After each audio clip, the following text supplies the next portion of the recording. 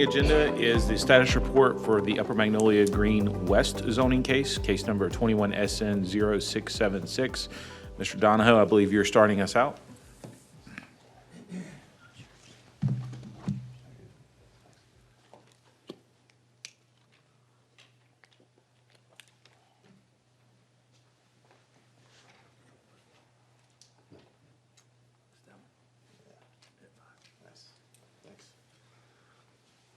Yes, hello again, Mr. Chair, members of the Commission, Director Gillies. We're here today, we're back to discuss with you, or to continue the discussion on the Upper Magnolia Green project. Let's see here. We're here to, of course, it's the Upper Magnolia Green project. We're going to be talking about the entirety of the project. However, it is more focused towards Upper Magnolia Green West. As we just mentioned in the agenda review, we do have a deferral request this evening for the Upper Magnolia Green East portion of the project. However, just to kind of give you a rundown of what we're planning on doing as part of this work session, we've prepared a presentation with involving various departments as we have in the past. But today we're focusing on kind of process. That's what the goal is. So to review the format of the meeting, I'm going to provide a brief overview of where we are with the project and kind of where we've been with the project from an outreach perspective, as well as taking a look at some of the changes to the proffers that we had since the last Planning Commission meeting. We're going to then turn it over to CDOT to do a review of the phasing and provide a case example. I think this is going to be very helpful for you guys to understand how we've implemented these types of phasing proffers with other projects that are comparable. We have an environmental engineering portion where we're going to review Upper Swift Creek ordinance requirements, as well as give an update to the NRI that's under review right now. And then we're going to have a planning portion of the discussion done by Greg Allen to take a look at our plans review process, and again looking at a similar example of how we've implemented projects of this scale and implemented proffers that go along with this type of light industrial office technology type of park. And then we're going to close with the next steps in the process. So again, just to take a look at where we've been with some of the public outreach that we've done to date.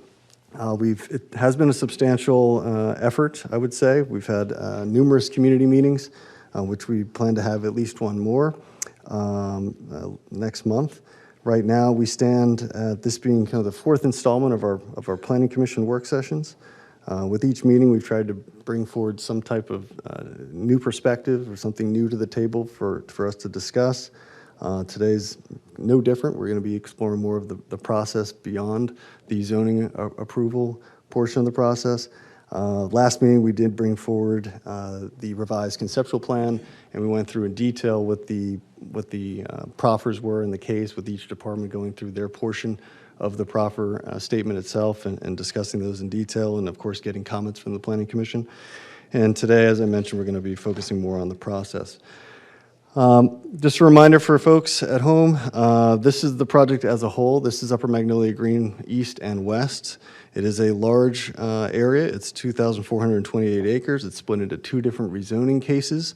The future Powell Parkway being the line of demarcation between the east portion, which again is geared towards residential and public facility type uses, and the area to the west, which is again the focus today, which is going to be rezoned to, or the entirety of the project is going from R9 and agricultural to I2 for the purpose of developing a technology village, which we hope to attract employment generating uses such as advanced manufacturing, research and development. Of course, office uses would be more than welcome in this area.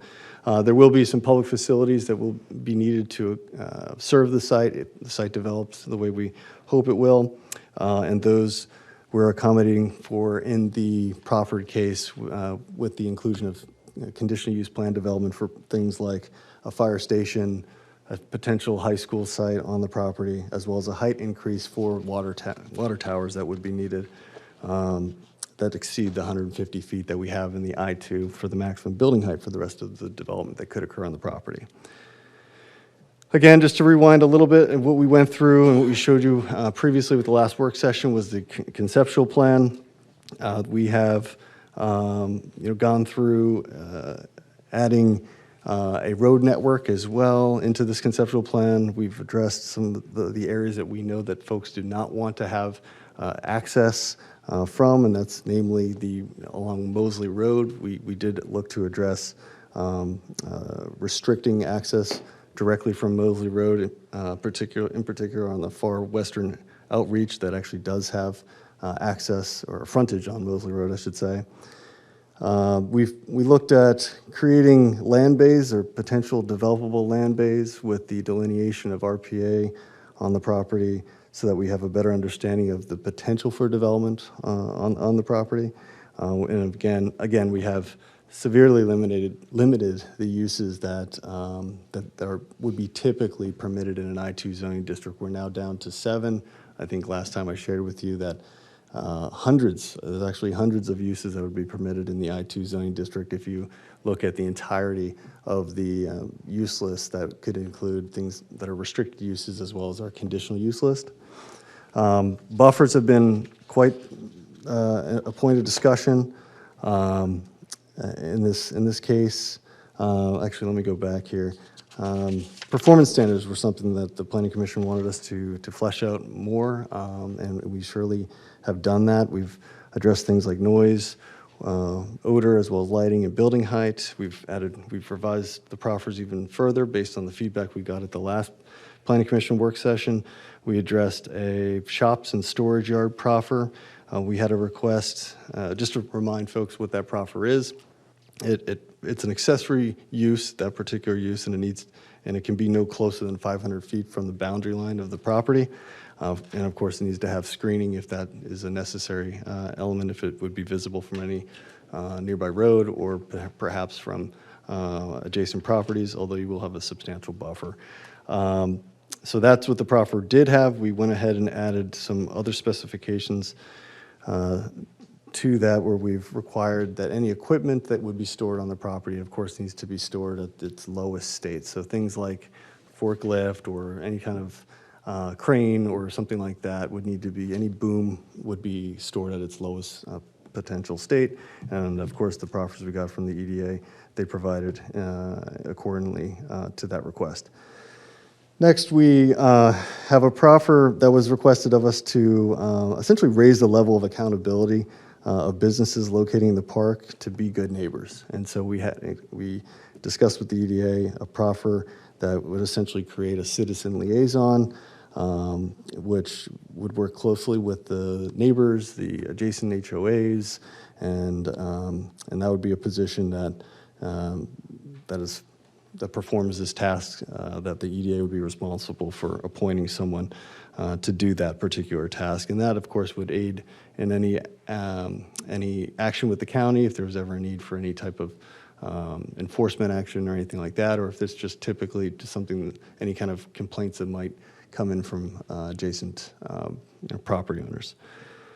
And then lastly, we revised a proffer to really spell out or define the contents of what the master design plan will address going forward. And so we've all along intended it to address things like comprehensive signage, the internal landscape design, lighting, pedestrian connectivity, and of course the architectural theme throughout the park. And so this is a similar approach we've done in other cases, namely the Meadowville the landing project. And so we have included that in this case. I wanted to just kind of go back to the buffer so that everybody's understanding of what we have in the case with the conceptual plan combined with the proffers. We do have a 200-foot minimum buffer. It's a variable width buffer is what we've referred to it as in the proffer, because in a lot of instances, the buffer is far greater than just that 200-foot minimum. What we've done is we've taken, again, based on the feedback we've gotten along the way from the community, we've taken a measurement of 750 feet from adjacent existing residential units, measured inward to the site, and that portion of that 750 feet that falls within the subject property would then become buffer. So that's what you see here in that cross-hatched area, and particularly along the western portion of the property where you do have residential development. Of course, we wanted to protect their way of life and that part of the county, and this is, I think, a way that we've certainly kind of addressed that. And And this is a buffer that far exceeds anything that we would have in our zoning standards. Just to focus a little bit more on what we have in the language, we do have a revision to the buffer language from the last time we were here before you. And this is namely because of the feedback we got from the Planning Commission. There were a few things we needed to address. There was a concern raised on the planting scheme that for an area of the buffer that may need to be supplemented. We have revised that to be provided in accordance with our zoning ordinance standards, as well as the inclusion of berms if need be, if there's an area that's void of trees. Now, we do have the benefit in this of this particular site is that we do have a very well-wooded site, so we're going to utilize preserved trees for those buffers, but in the event that we would need to supplement or perhaps include berms to make a more effective buffer, we can do so in accordance with these proffers. And then the other part is the perimeter buffer. Although the previous proffer really referred to the conceptual plan and what I had just shown you on the previous slide, which shows that 750-foot width, that a portion of that 750 feet will become buffer. It didn't spell out specifically the intent of 750 feet. We went ahead and put that in there, and so that is now very clearly a part of that proffer. And then just to talk about the buffer a little bit more, there was also discussion of just how much of a buffer is this going to result in terms of measurement. So I've put together a few kind of stats here for you. The area in dark green, as well as the crosshatched area, of course, that becomes buffer, and that is a substantial offering given the scale of the property. We are looking at the buffer for the entirety of east and west being 462 acres of buffer area. And if you want to transfer that into a football field measurement, you're looking at 349 football fields, which is substantial. So I figured I'd throw that in there. And then the linear length of the buffer, the perimeter buffer. So the perimeter buffer is not inclusive of the Powell buffer. If you want to just do a measurement of that, you're talking 10.6 miles of buffer. So it is substantial, and we just want folks to be aware of exactly kind of how much went into the design of this particular buffer. So that's generally where we are with the project. The revised proffers I've referenced are, of course, available to the public, and we upload those to the project webpage, similarly to the previous two versions that we had. So if you're interested in tracking the progression of the case, it's all there for you to see.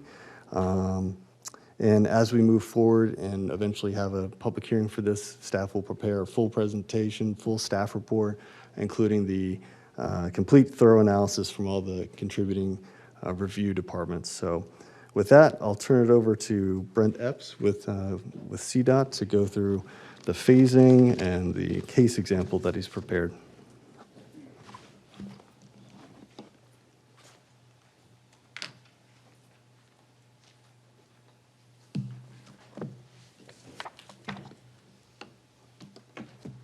Good afternoon, Mr. Chair, members of the commission.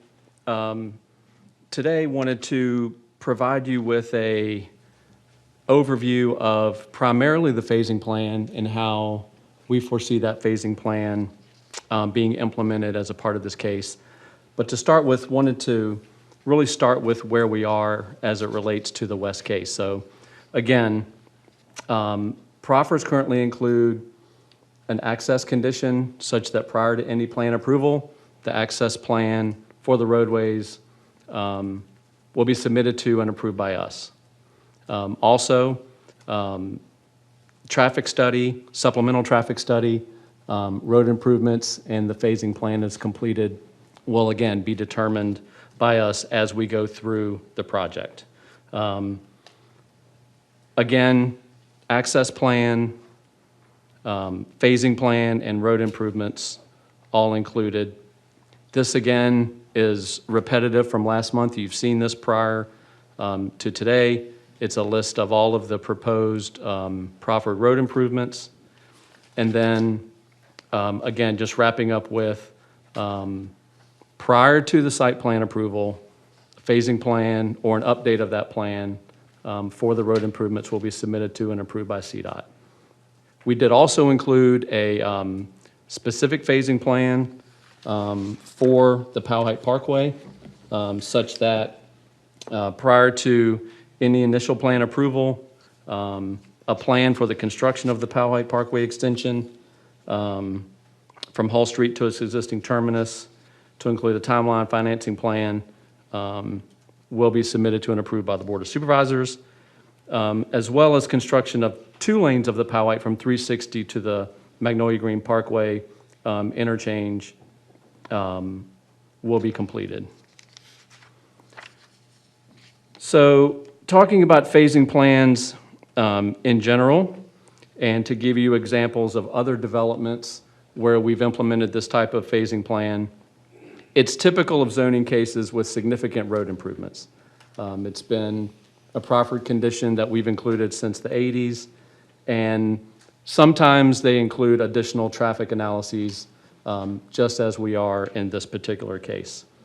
Today, we're going to focus on the Centerpoint case, but you can see a list here of additional cases where significant road improvements were required, and we implemented a phasing plan. So starting at the beginning with Centerpoint, it was approved by the board in 1990 for 948 acres of mixed use. It included an access plan, a list of road improvements, as well as a phasing plan. As we worked through the zoning process, we developed this list of road improvements. I'm not going to go through this list. This is really just to give you an idea and to illustrate the extent of the road improvements. The phasing plan condition was required in conjunction with the site plan submission, and the phasing plan was required for the road improvements as well as the right-of-way dedications. Another thing I wanted to highlight with this slide is we also had a condition along with the supplemental traffic studies that were conducted as a part of Centerpoint. If those traffic studies reflected an increase or a decrease in the traffic generated from what we thought we were going to expect initially, then those road improvements could be added to or deleted from the conditions. So they would provide the road improvements and complete those according to those supplemental traffic studies. So once we got through the zoning process and we got into the beginnings of the site plan approval, along with the site plan submission, the developer was required to provide us with an access plan. So this is a copy of that access plan that was submitted to our office.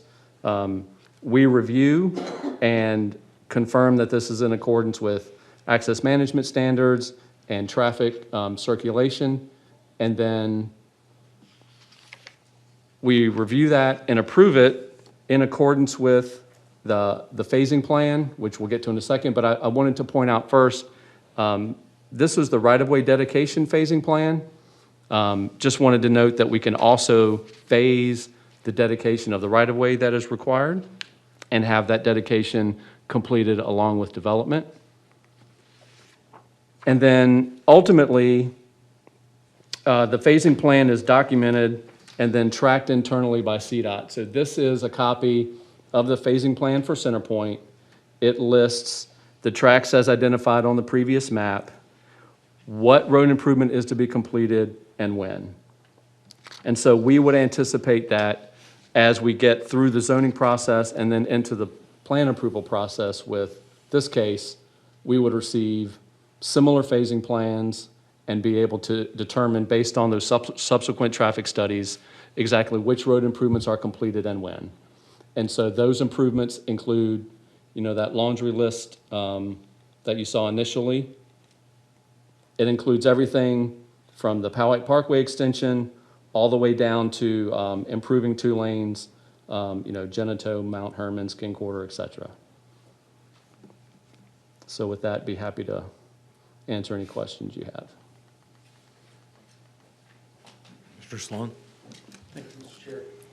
All right, so just a quick memory refresher. So if you go back to that list. Yes, sir. Or the list that, and I'll be honest, I haven't had a chance to compare the list that we've been looking at to see if there are any changes, but I'm This one? assuming they're not. There have been no changes to this list, that's correct. All right, at a prior meeting, you had indicated that the inventory list is predicated on the Powell Parkway being built out. So the Poway Parkway is a component of this list. Okay, so the list of items would not, so then your department's fairly comfortable that if, for whatever reason, the Powell Parkway wasn't built, that there wouldn't be additional intersections or street widenings that would need to be. There could be. And so that's where with the subsequent traffic studies, and we determine based on the development plans that are submitted, along with those traffic studies, we can determine if it's impacting this list and they are picking and choosing from this list of improvements. We can say, we agree with that, or if they say, this is the development we want to do and the traffic study requires X, Y, and Z improvements and Z is not on this list, we can ask and require them to provide that improvement in addition to this list. So that's the up-down modification that we can do along with the traffic So I owe study. you an apology. I believe it was the impact analysis maybe had, the original traffic impact analysis assumed build out of the Powell Parkway as opposed to your list. So, yes, sir. So the development of the West case, the traffic impact analysis that we are doing in conjunction with the case does assume that the Powell Height extension is complete. Yes, sir. So what you're saying. Because it assigns some of the traffic to the Powell Height. I'm with you. So what you're saying is, what has been the longstanding practice of the county, irregardless of the initial traffic impact analysis, as the project goes through site plan review and/or begins its development process, there would be triggering events that would call for a new traffic impact analysis, and quite frankly, irregardless of the list, whatever CDOT feels is necessary to be improved as a result of the real development pattern of, or the real development aspects of the project, essentially your department would engage in a contract with the developer to then go from the theoretical to what must be done based on the real build-out that's occurring on the ground at that time. Yes, sir, that's correct. And a part of that is because we have assumed a certain amount of square feet per acre being developed at a certain trip generation. That assumption, from our standpoint, is conservative. So what you see here, in our opinion, should be an all-inclusive list, but quite possibly could not be, depending on what the developer brings to the table, when they bring it to us, and what that specific traffic study shows. Sure, so it's possible, I mean, there's hundreds of theoreticals. Yes, sir, exactly. But one of them could be that the applicant, for whatever reason, brings in companies that have higher levels of automation, fewer employees. And the Precisely. traffic impact analysis would be less. Yes, sir. So giving your department that flexibility, but there should be no concern, there shouldn't be any concern that, that this longstanding practice of entering into these subsequent agreements would take place. And in this case, having the subsequent traffic impact analysis. So for example, down the road, if it, let's just say the Powell Parkway did not get built as perhaps expect, maybe it builds out more like Metaville as opposed to, you know, a larger employer coming in, higher automation, maybe fewer employees. That subsequent traffic impact analysis, you're kind of starting back over from scratch, and we'll make calls at that time of what's appropriate. That's correct. And to underscore that, a lot of the intersection improvements that will be completed as a part of this list, or potentially additional intersection improvements, VDOT's going to require additional studies and warrant analyses and traffic studies be completed to support those improvements as well. And at all phases of this interaction as we move forward, the county's thoroughfare plan, either as it exists or if it ever got modified, whatever's happening at that time live. is Helps what- guide is- all is of what those you'd work out decisions. with the applicant to make sure it gets addressed appropriately. Yes, sir. Thank you. I have a follow-up question on something he spoke about. He said, suppose a company comes in that has a lot of automation, like a data center, and the initial assessment is they only have like 12 employees running the whole data center. They build the data center. 2 years from now, the data center decides that they're folding up because they're moving into a larger data center somewhere else. Another company comes behind them, and now it's an advanced manufacturing facility with 250 employees. Would we have to revisit the traffic plan at that point, or since the building is built and it's already present, would the traffic stay the way it is? Do we have a mechanism in there that says we've all of a sudden had 400 trips a day added to this where we had 24 trips a day? That's a good question, Mr. Owens. I don't know that there's anything in the planning process that would require us to revisit that. But that's something certainly we can take a look at. I don't think I can speak to it I from would a, think, if they were making that substantial change from a data center to advanced manufacturing, that it was gonna need a significant site plan review and modification. And I would think at the time of the new site plan review, that a request for an additional TIA analysis be submitted based on the change from 10 employees to 250 employees or 400 employees, what have you, would be appropriate and could be a requirement. yeah, if it triggers a site plan review, then certainly, yes, Yeah. sir. Mr. Owens,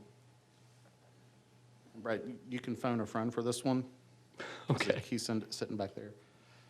Do we know, or does anybody on planning staff know, if it's been made abundantly clear that when it comes to the build-out of the western part of the campus, the board would play an active role in whether it sells in the company selection that comes in.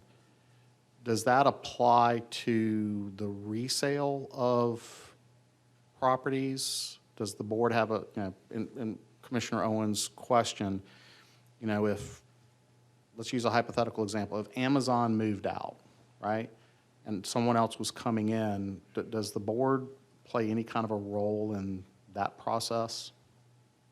Do we know? Maybe, not? No, sir. Okay, Only if there's an incentive package involved. okay, thank you.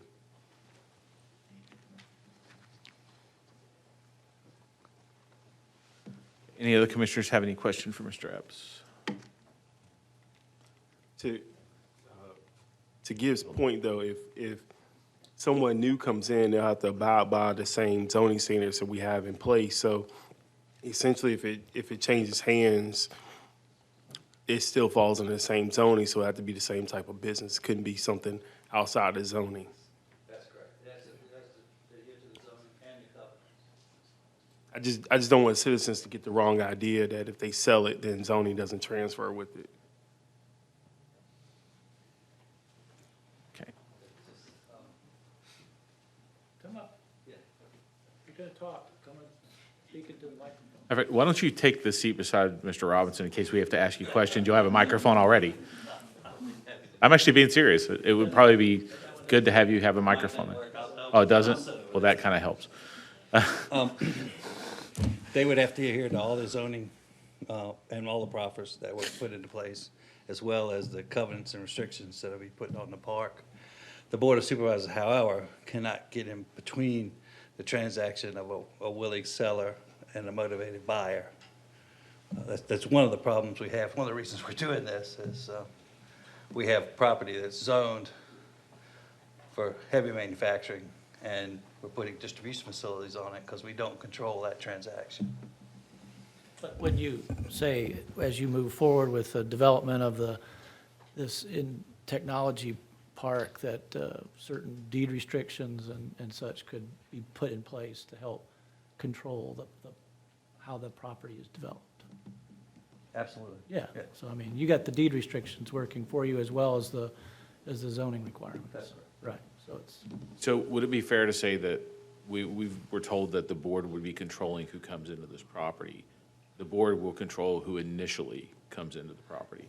Yes, sir. Okay. That's correct. and the board will be involved in, I would assume, establishing the restrictive covenants and deed restrictions that are being placed on the overall technology village that's going to be developed after entitlement. That's correct. Mr. Sloan? And I know we're getting away from what could ever, be put in a case, but if we get into the reality of something, so what we're bouncing around up here, in reality, would your department not kind of be usually included in these kind of conversations where major employers, Absolutely. somebody's replacing somebody else, and Absolutely. if there was, if we had, same type of industry, right? So maybe we're going from a data center with 12 people, which is allowable, to one of the new advanced manufacturers of pharmaceuticals, right? That's going to bring in 1,000 employees. You would be you wouldn't be aware of that, and most likely the board would be informed of that. So as we're watching the project grow and evolve and so forth, if modifications needed to be made, it's not like it's going to happen in a vacuum. No, sir, it absolutely is not. And those type of transactions always have some type of assistance through the process or incentives or something. So the board gets a decisionary role in that. Truthfully, what we're seeing is a sophisticated manufacturer will come in and do his own analysis and will look at us and say, I want that road widened because I've got 1,000 people who've got to get in here between 7:30 and 9:30. And that becomes part of the incentive package. Great, thank you. Any other questions before we get into the environmental? Mr. Smedley? Good afternoon.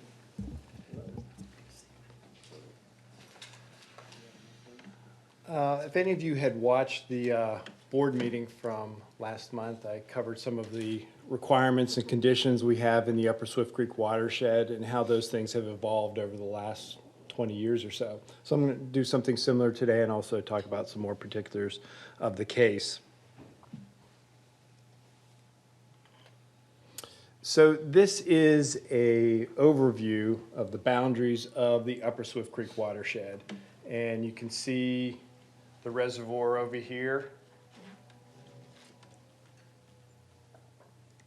And up to the north, we have Midlothian Turnpike, and to the south, we have 360. And then right here is the Powhatan County line. So you can see a significant portion of the watershed actually drains from Powhatan.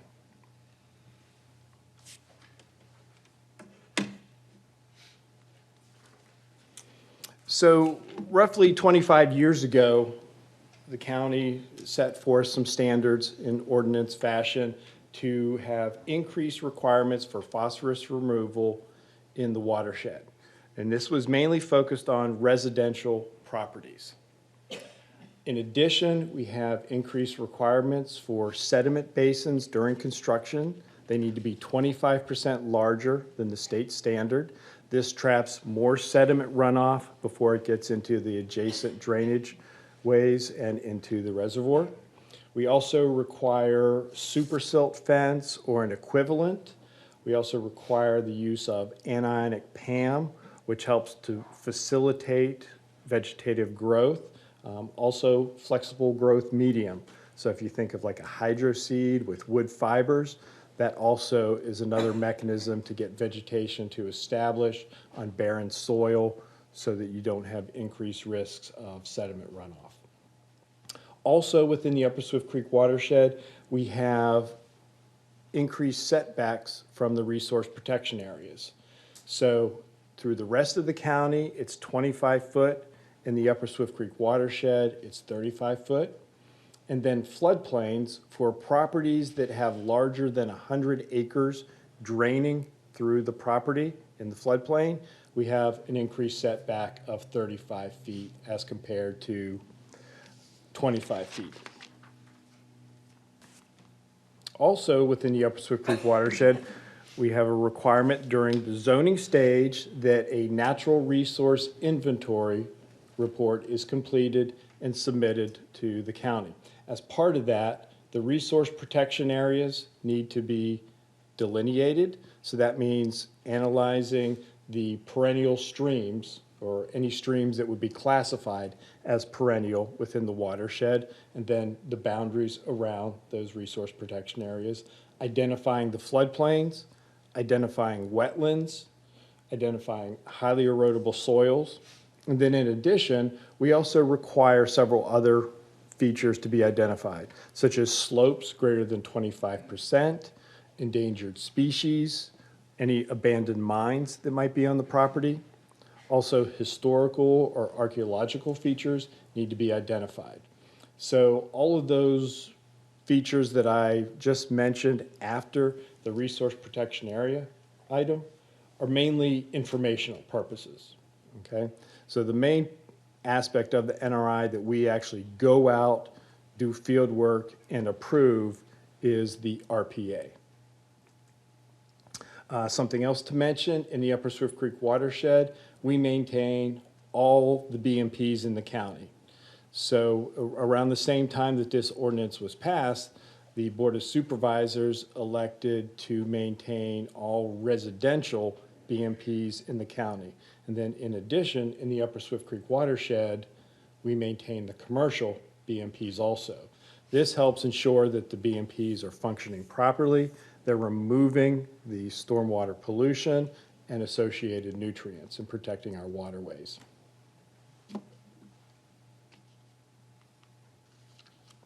So, roughly 25 years ago, we increased the phosphorus removal requirements and setback standards in the Upper Swift Creek watershed for residential properties.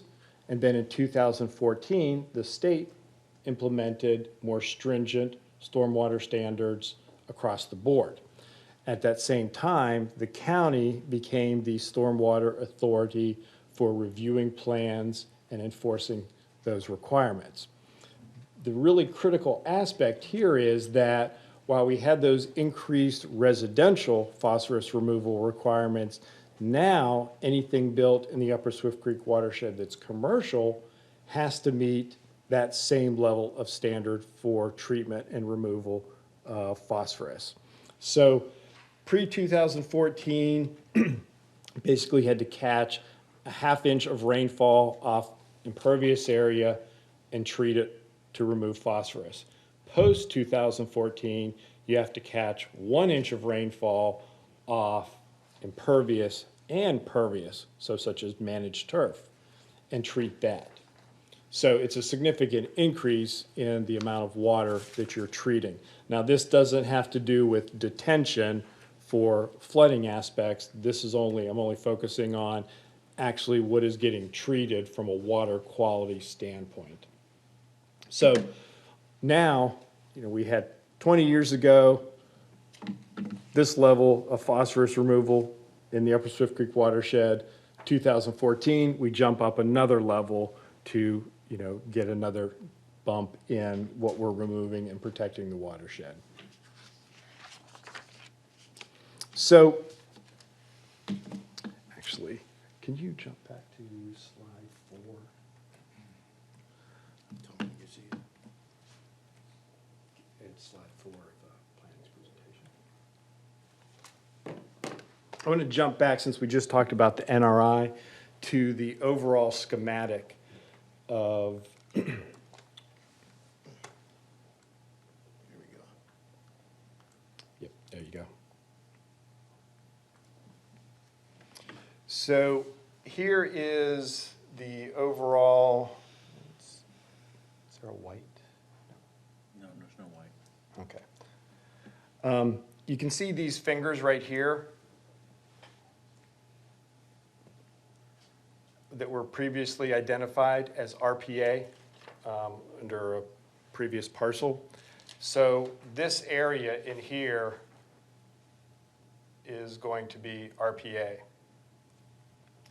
And then up here, there is another finger of RPA. And then there's another one that comes up about here.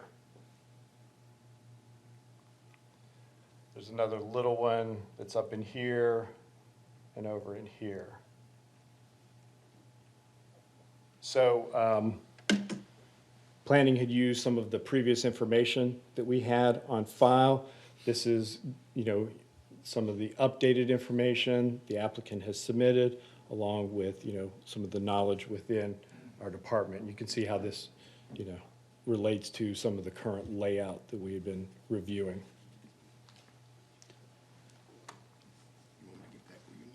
Yep.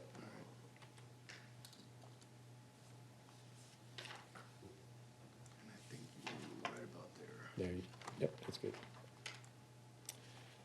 So with the increased phosphorus removal requirements that were initially adopted, the increased phosphorus removal requirements from the 2014 stormwater regulations, the state classifies man-made lakes and reservoirs by looking at the chlorophyll and phosphorus content, whether they are impaired by polluted runoff.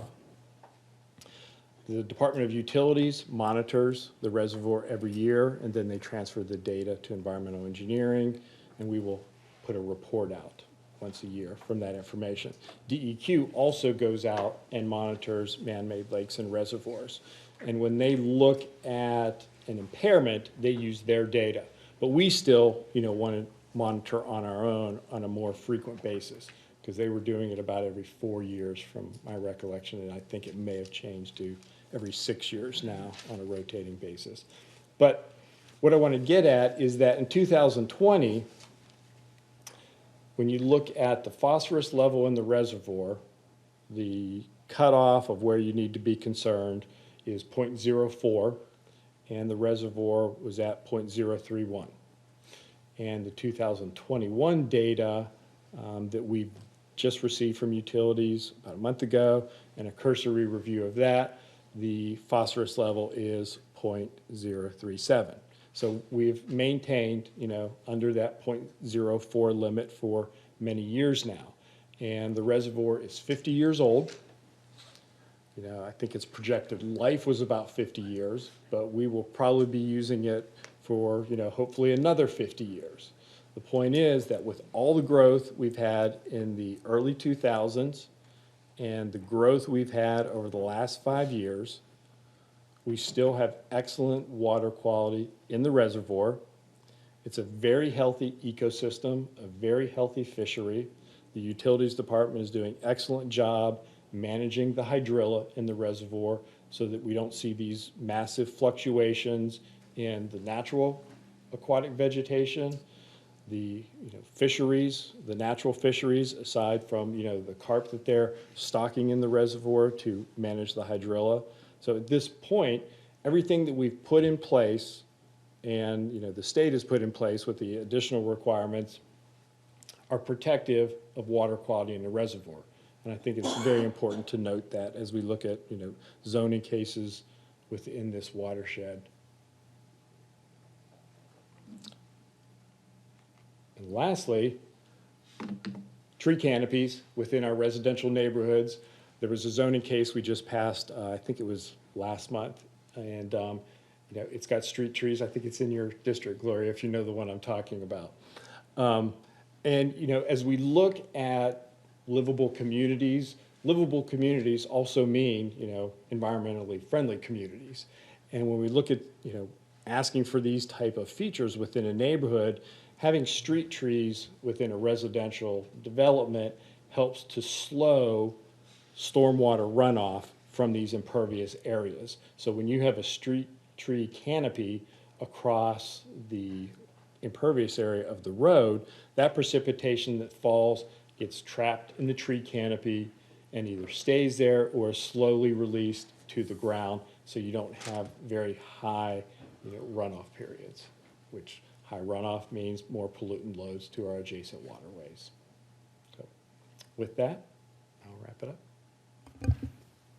Scott, I had one question for you. In reference to the street tree canopy, the idea that we could incorporate some of that within, one of the, sorry about that. One of the elements within the proffers is to establish kind of a master plan guidelines for the west as well as one for the residential east. The east is pretty easy. We could include a lot of the practices we've already started with tree canopy in that area. But the master plan for this technology village, the idea of including tree canopy along some of those future roadways would still be a good practice to include as we start to develop that Yeah, next we're- level of design for this technology village, correct? Yeah, we're feasible, also within the parking Right. areas, the parking islands are also Correct. an excellent location for those type of, features. Mr. Sloan? Thank you. Could you go back to the kind of map that shows where you made the squiggly lines on the RPA? Yeah. So, obviously, as a commission, we can play what-if scenarios all day. But if the applicant, so there's, probably 72,000 different variations of how the campus could develop out, right? And when it comes to wetlands mitigations, RPAs, streams, all that kind of stuff, Scott, is it safe to say that if for any reason, whether it's a great big huge project or something else, to the extent that future development could encroach upon or come in conflict with specific streams and those kind of stuff. Before a project would ever be built, your department would certainly be included, to work through any of the mitigation requirements necessary. And, it's a question, I'm not really sure, but if it was a larger impact to one of the creeks and so forth, that ultimately would involve the Board of Supervisors and, again, more checks and kind of balances on how some of this stuff, gets developed as it relates to some of these streams and creeks and so forth, right? Yeah, so there's kind of two different pathways here for different aspects.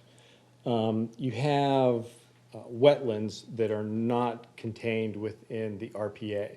So there are some wetlands that are connected and contiguous to the RPA. There are wetlands that are separate from that. So there's a significant amount of wetlands that are not connected to the RPA on the property, and that would follow a typical development process of any impacts to those would go through permitting, through DEQ and the Army Corps of Engineers for impacts and wetland mitigation. So that's one pathway there. And then what you're kind of asking about is if, there would be a impact to any of the green or the red that I've just drawn on the overlay. So what would happen is those would have to go through DEQ for stream impacts and also the Army Corps of Engineers, and any mitigation for offsets would have to be attained. Then through the county, because it's resource protection area and that falls under the Chesapeake Bay Act and our oversight of the Bay Act, it would require what's called a water quality impact assessment. And anything substantial of that nature would have to go to the Board of Supervisors for approval. So if it was, a significant stream impact with RPA, that would have to go to the Board of Supervisors to get their approval. So there would be 3 steps there for something like that: DEQ, the Army Corps, and then the County Board of Supervisors. And all of those processes most likely involve accredited experts and so forth, educating the board, and they would make obviously an informed decision on whether or not they want to you know, that puts them in the process to ultimately determine, is this a project we want or not? You know, based on that time, correct? Correct. Okay, thank you. Just out of curiosity on this map, where are like some of the creeks going through the property here? Just a ballpark area. So where you see the RPA, those are, Those the are the creeks are, creeks. yeah. And then there's Okay. fingers on the creeks, you know, running off. Got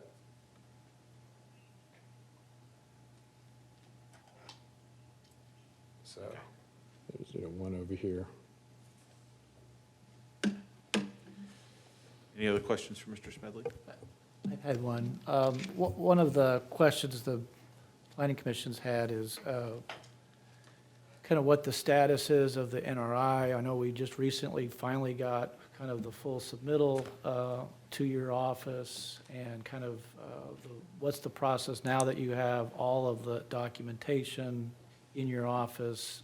Kind of what happens with the review of that NRI, you know, basically over the course of the next, 2 to 3 weeks or so?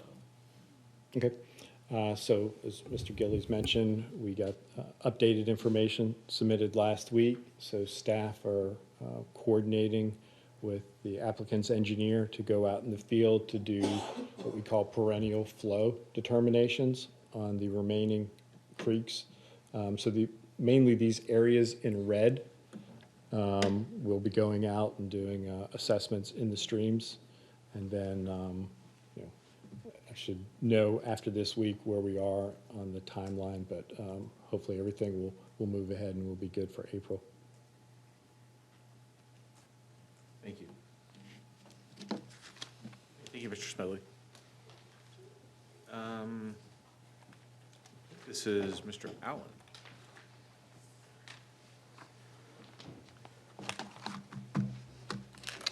Good afternoon, Mr. Chairman, members of the commission, Mr. Gillies. First off, I want to thank you for requesting a presentation about the site plan process as it relates to this large development. I have not had a really good opportunity like this to actually showcase the site plan process and what it means for the county and the citizens and its value and importance. So I appreciate, again, your having this part of the presentation. I am going to be using the Meadowville Technology Park as an example. It's a similar size when you look at the original zoning case to this case here. It's about halfway developed through 25 years of time since it was zoned. It is very much a kind of a similar product on the other side of the county.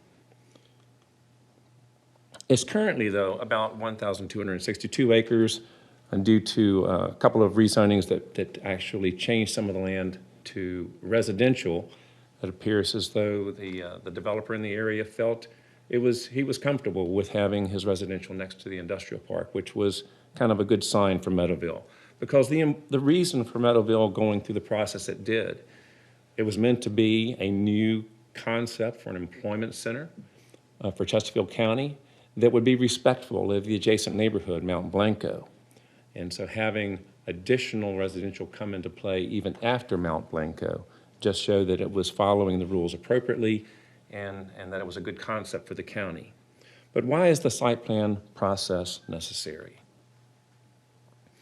It is indeed the site plan process, to all the things that you've alluded to in your questions, that it protects the county. The site plan team, just so it's really clear, includes extensively trained staff in these departments. You have county transportation, you have the state with Virginia Department of Transportation, you have fire and life safety, utilities, environmental engineering, police, planning, building inspections, and real property office. Each of these departments has extensive rules and regulations that they have to apply to the site plan. And they're going to be looking at these as they review each site plan. However, what are the steps in the site plan process?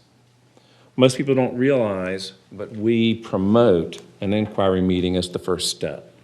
It's not mandatory, but we find that site plans don't do very well if they don't have that initial meeting, And the reason for that initial meeting is, one, it allows staff to review the initial concept for the development and to make sure the use is allowed. We have told people, stop, your use isn't allowed, go talk to the zoning team, and then come back and talk to us in an inquiry meeting. And that does happen. But the main reason for this inquiry meeting is to let the developer know the rules. You'd be surprised how many people will come to the table and not even have the zoning case in their hand. And they haven't read it, and we have to explain it to them. So each department gets their opportunity to talk about the major issues that would apply to that development, to that developer. We also get an opportunity to answer questions that might be confusing to the consultant about how a zoning case is written or applied, or the zoning ordinance itself. And in some cases, which I would expect for this development, we would talk about review schedule, because economic development projects are often what we call fast-tracked. And we talk about a review schedule to make sure that we get this new development through in a timely fashion, and we set up a schedule for that. So after the inquiry meeting, and believe it or not, all this takes about an hour to an hour and a half, depending upon the complexity of the project. It happens virtually in a meeting on a Wednesday, and that's what the inquiry meeting's about. So from there, we jump off into site plan reviews. I will say that the site plan review is not a simple process. It is methodical, it is detailed. It takes every site plan 3 to 5 separate reviews to get through before the consultants and developers team get it all right. And each department does ensure that their policies, the state and local codes, the proffers and conditions are addressed. The site plan team tends to look after each other because they work together as a team. They've heard each department talk about their spiel. And if something seems to be missing, we usually talk to one another. Hey, check this proffer, make sure you're capturing it. We're kind of involved too. And we also coordinate on conflicts. If there's a conflict that's holding up facilitating the approval of the project, we'll work diligently to find a solution. You know, our role here is not to slow down development. Our role is actually to facilitate correct development, that it makes sure it's done right, but not to slow it down. And then, once you go through those 3 to 5 reviews, it doesn't mean instant approval. There are approvals needed. Right-of-way and easement dedications have to take place before site plan approval. An overall water and wastewater system plan has to be approved by utilities. Then you get to site plan approval, but after that, before you can break ground with land disturbance, you have to have your VDOT land use permit, making sure that VDOT's on board with everything that you're doing for the road improvements. As Scott spoke to, the wetlands permit from the Army Corps of Engineers and DEQ. Then you've got EE finally administering their land disturbance permit with an inspector in the field that makes sure that everything's starting off right with the land clearing. And then there's a follow-up to make sure that the water and sewer contracts with utilities are obtained. And then they get to have a building permit. So all of this happens before they ever get their building permit. It's a very detailed process, and the faint of heart need not go through it. This is something that we make sure is done right. So in looking at the Meadville Technology Park, I want to keep in mind 1996, the year that the new regulations were applied to the Swift Creek Reservoir, was the same year that Meadville Technology Park was zoned. By 2002, only one thing had happened. In 1997, the infrastructure began with the completion of a wastewater pumping station. And I guess if I make sure it's seen on the screen, that's down here in this area on Bermuda 100 Road.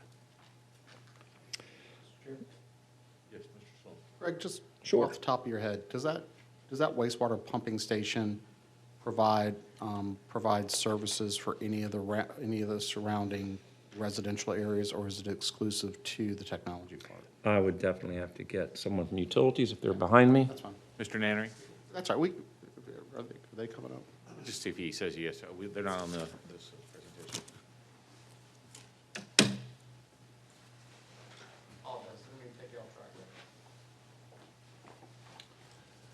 Good afternoon, Mr. Chairman. I'm Mike Nannery, Assistant Director for Utilities. I want to thank Mr. Allen for not answering my question. No, sir, Mr. Sloan, if I may, Mr. Chairman, Mr. Sloan, we have several wastewater pump stations. Those areas north of there are served by the Rivers Bend Pump Station, and also the pump station, Meadowville Landing has a pump station, sir. So it principally serves the technology park. Yep. Any other questions for utilities? I'm happy to come back and answer those. Stay close. So about 2007, jumping forward 5 years, we finally had some other things happen. We had in 2004 an elevated water tank that would support the park. We had our first rezoning of land out of the industrial park into residential, which became Meadowville Landing. And then in '06, we had a pair of site plans. One was for the entry road into what was going to be the Northrop Grumman office facility. Those two site plans came in 2006 and were constructed by 2007, under construction. By 2013, excuse me, we had the I-295 interchange complete. We had a site plan for the, and I will say there was no site plan for the interchange. Those type of road projects do not go through site plan review. Same with Powell Parkway. That will not go through site plan review. Now, we might get a bite at the apple because all of this goes through a process in our ELM system, and staff will get a chance to look at that, but it's not the site plan process that is engaged. So when you see a number like 12 PR0122 for Meadowville Parkway improvements, that PR stands for plan review. And in 2012, this was the case number given to it, and for a roadway, it went through the site plan process just like any development. It was an infrastructure site plan. And that supported the Amazon project, which gained a lot of attention, but at the same time, Capital One Data Center was being constructed as well. By 2017, we had added Medline as a 2014 site plan case, another infrastructure case for Corporate Village Parkway. We had our first solar array with Capital One, and we had Niagara Bottling occurring in 2015. That was behind Amazon. By 2021, we had one more piece of land that was rezoned into mixed-use residential. We also had kind of a backdoor access called Digital Drive Access that was going to serve the construction of Project Graph, which is a speculative manufacturing building. So, Mr. Sloan, as you might think, well, when do we determine the use that goes into that speculative manufacturing building? That would occur at the time of building permit for any upfit. Similarly, as if a building was one use this year and in 10 years became another use, if there was a building permit necessary to upgrade the building in any way, staff would see it, and we would go through a review process and determine, in fact, if it needed to go through a site plan because they didn't have enough parking or some other aspect of it, needed a site plan for review. So being able to use Meadowville Technology Park as an example that parallels this employment center is actually a very good comparison. You can see over 25 years, we're still about only 50% through the development of this technology park. We had 6 infrastructure site plans, and we had 10 site plans that were implemented for 6 major buildings. The one thing that I failed to mention was that the site plan process does notify adjacent citizens. We have signs that are posted, and all of the plan reviewers for each department are well-versed in responding to and listening to citizen concerns, because sometimes we learn things from the citizens who live next door that we might not know as employees that are addressing comments for the entire county. So our citizen input is valued by us, and it carries through the process. Any questions about this? Any questions for Mr. Allen? Mr. Petrowski? Thank you, Commissioner Owens. So thank you, Mr. Allen, for this presentation.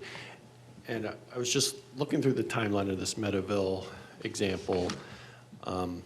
Your experience in seeing a project go through this process, I mean, I would consider you probably the most well-versed that I would know, so I'm going to take this opportunity to ask for your opinion, and I realize you don't have a crystal ball, but looking at Upper Magnolia Green, hypothetically, if the board were to approve that in 2022, what would be your thought on, best case scenario when the first certificate of occupancy would actually be issued? Because if I'm looking at this, I'm thinking, 2040 is probably a realistic guess. And the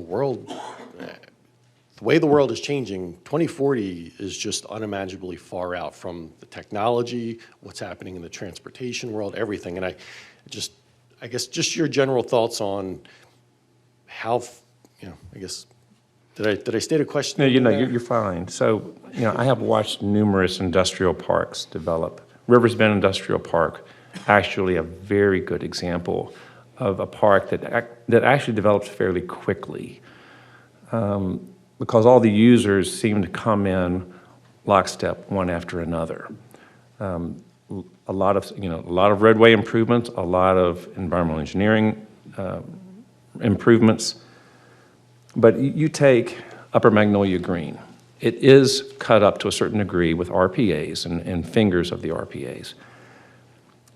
So the idea of having one large user that would somehow come in and just gobble up a lot of that land is far less likely than what you're going to see like Rivers Bend or Meadowville Technology Park or even Rough and Mill area and things like that. You're going to see multiple small users, and those cases, as they are put together by economic development and reach a point where the trigger is pulled and they move forward, you might have a use within 10 years, but all the infrastructure that's necessary to get you there is what's going to be difficult. Even with Meadowville Technology Park, you had to at least get that wastewater and water systems in place and then roadway systems.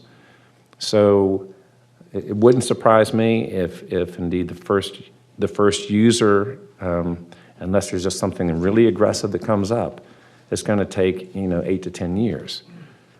That's certainly doable. Now, Mr. Hart may have an idea of someone in the mind that's just ready to go ahead and power hard forward, but that's my guess, 8 to 10 years. Thank you. Yeah, because I guess what I'm thinking is we want to put the rails in place, we want to protect ourselves, but we need to be mindful of the fact that 10 years from now, we don't want to paint ourselves in a corner because we don't know what the world's going to look like in 10 years. So we do need to be, that's what we're tasked with, is finding that sweet spot between protection and flexibility to make a realistic project in the future that we can't predict. Thank you. Mr. Owens, if I may, just another question for Greg.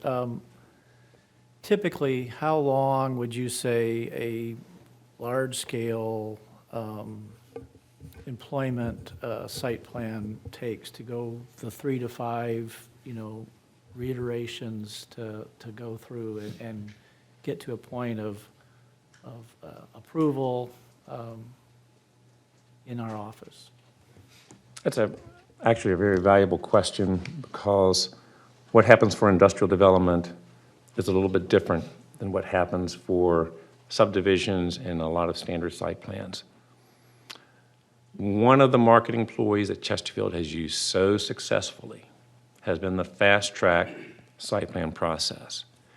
There were days that Garrett and I could celebrate together that we got site plans approved in as little as 13 days. Now think about that. That is 3 reviews and 3 revisions, all happening in a total of 13 days. Now, I will say, I know those consultants who did it, and they said they will never do that again. Okay? But to the extent that I'm answering Mr. Gilley's question, if the county is tasked to make sure that Chesterfield County succeeds with an important economic development prospect, we will showcase Chesterfield County in such a way that people will be amazed at how fast it will occur. Within a month's time is not unheard of. Okay? If a particular, as in some of the language that we have in the proffers, the idea of an air permit was necessary for a particular piece of property, or a odor management plan was required, that would be fit into kind of the acceptance portion of the site plan, correct? It is certainly separate, and often that is going on a separate track and would often be way ahead of actually the site plan process itself. Right. But in short, we wouldn't be approving a site plan before we'd had those necessary air permits or odor management plans before approving the site plan. You know, Garrett, I can't think of any situations where we have stepped aside from the state. No. Okay. All right, thank you. 1 second. Mr. Sloan, you have a question? Yeah, and this may be another Garrett question. So in the typical process, so let's just say, you know, a company approaches your department, and it looks like it's a good deal, and it goes before the board. In a situation like this, maybe, you know, and let's just say it's a large employer, right? There are times when things come up during a site plan review. Well, let me rephrase that. Are there times where it's possible that something comes up during the site plan review process that could alter the viability of a project? And kind of in our experiences, in the board's decision-making process, do they generally approve something kind of, you know, approve a project before this, during this, subject to this? Just That's the subject to. right. So they'll say, this looks like a great fit, but we want to make sure I's are dotted, T's are crossed, and make sure it works on your end before kind of the deal's done. Yeah, the purchase and sale contracts that the board of supervisors would review and be part of will always have subject to site plan approval, subject to zoning. They all have subject to clauses. It's mainly required by the company. They're not going to buy the piece. They're not going to close on a piece of property. They know they can absolutely do what they need to do. So they'll do all their due diligence before they close. Perfect. Thank you. Thank you, Mr. Allen. Thank you.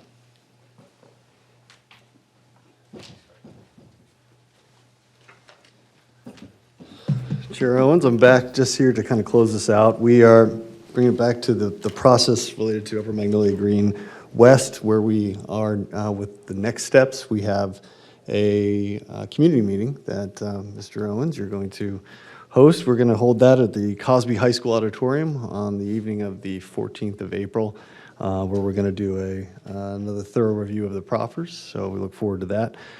Next steps in the process, of course, would be looking to get a public hearing date for the Planning Commission for the Upper Magnolia West case. And then if that happens in April, we would look to then have the corresponding board hearing the following month in May. But I defer to the Planning Commission for your further guidance as it relates to the public hearing. Thank you, Mr. Donahoe. So I want to talk for a couple seconds about the meeting at CTC Hall on the 14th. So, pardon? Isn't it at Cosby High School? Yeah, it's actually, sorry, the slide says CTC Hall. So this meeting is actually going to be at Cosby High School, and this meeting is going to be a review of the, not only the proffers, but also the staff reports that are coming out. So the general public will actually, we'll take them through this step by step to make sure they have an understanding of what's actually in these documents. You know, I think sometimes we can take for granted, we look at these staff reports every month, and we know where to go to, what to look for, the sections that are hot sections to all of us. I think this is a chance for the public to actually get to review this and get explanations as needed. So that's really the main meeting for this meeting at Cosby.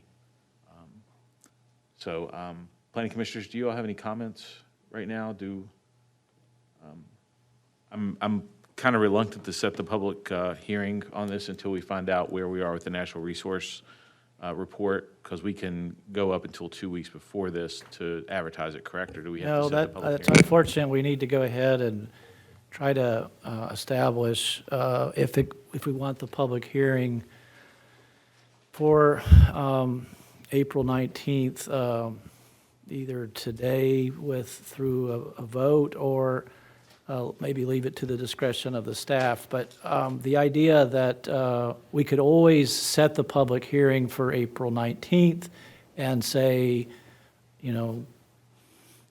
we do not have not completed significantly enough the NRI, then we could basically defer the case at that point. But I think the staff's recommendation would be to go ahead and try to at least establish the public hearing for this case for April 19th. So I'll open up the floor for my fellow commissioners to work through this. Mr. Petrosky? Thank you, Commissioner Rhodes. So I would agree with Director Gillies on this one. I think getting it scheduled so that we're prepared to have it if we're ready, but always having that option to push it back, quite frankly, similar like the East case.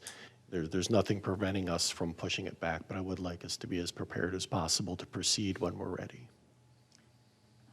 Mr. Chairman, I also agree with Director Gillies on that. And I'm comfortable letting staff make that judgment call about whether all the required zoning documents have been provided and setting that date. I echo the sentiment. I think when we're deferring a case, we usually make a decision to continue deferring a case if we think there's going to be meaningful change, in the case over the time period.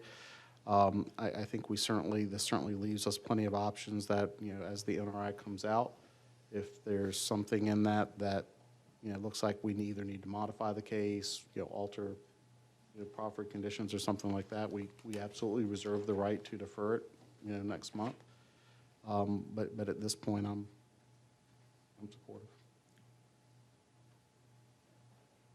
Commissioner Hilton? So I think it's a good idea to go ahead and have it. I think the more we get information out to the public and have feedback, I think the better the case will be. And so I agree with my fellow commissioners to try to push to have the community meeting if possible. Also, just thank you, Andy, for your leadership and the rest of the staff, everything that they've done to get us to where we are now. I feel way more comfortable with the case. And I think that getting it out in front of the public, in April is going to be a big benefit for the county.